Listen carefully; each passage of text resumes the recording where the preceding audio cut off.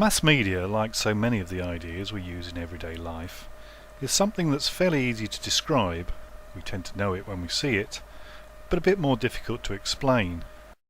Living stereo, played on a record, through the all-new 2-in-1 RCA Victor stereo orthophonic high-fidelity Victrolas.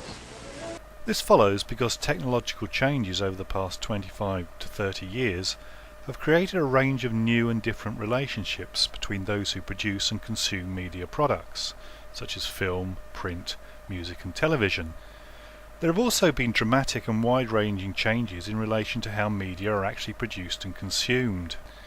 However, while these ideas are interesting and important, probably a bit more of the latter than the former when you come to think about it, we're getting ahead of ourselves slightly. Before we do anything more, we need to explain what we mean by the mass media. A medium is just a channel of communication, a means, in other words, send and receive messages. A message in this context being any kind of information, from a phone call, through viewing a film, to reading a book. We are, of course, surrounded by very familiar examples of media in our everyday lives.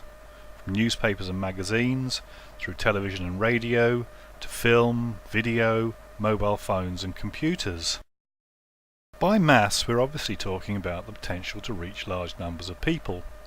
And while these terms are somewhat imprecise, how many, for example, is a large number, we use the idea of a mass medium, such as television, to differentiate it from other types of media, such as a letter, that simply involve one-to-one, or at best one-to-few, communication.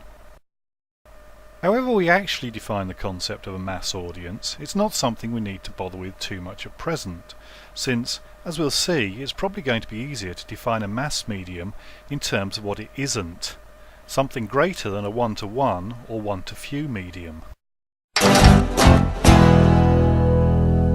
We can start to develop this rather bare-bones definition by noting what Dutton has called 4 essential characteristics of a mass medium: distance, technology, scale and commodification.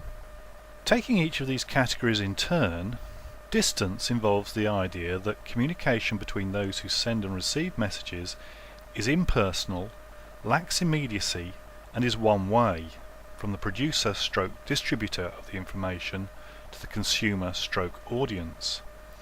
When you watch a film, for example, no matter how emotionally involved you become in the action, you can't affect what's happening on the screen. Secondly, technology is a crucial ingredient in the mix because mass communication requires a vehicle, such as a television receiver, a method of printing, a computer network and so forth, that allows messages to be sent and received. In terms of scale, one feature of a mass medium is that it involves simultaneous communication with many people. An individual watching a particular TV program, for example, is behaviour that's being shared in thousands, if not millions, of other living rooms across the country. Finally, commodification involves an interesting feature of mass communication, the idea that it comes at a price.